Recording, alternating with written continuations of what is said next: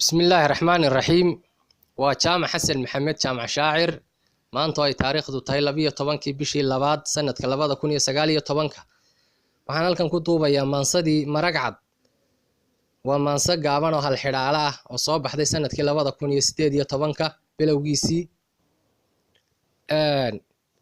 maansadii haddaynu iska bilaabannona waxay ahayd sidan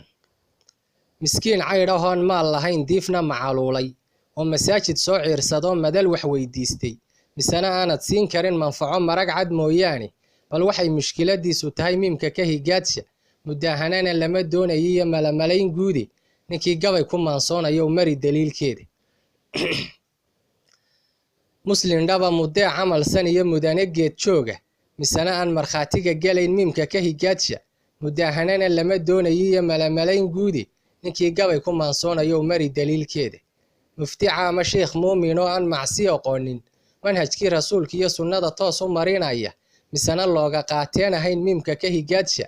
mudaahanana lama doonayo iyo malamalayn guudi ninkii gabay ku maansoonayo mari daliilkeeda shay aan makhluuqaad ahayn mawlana abuurin misana dunidan guudkeeda yaal miimka ka higaadsha mudaahanana lama doonayo iyo malamalayn guudi ninkii gabay ku maansoonayo mari daliilkeeda manidii adooga nimaan maalika abuurin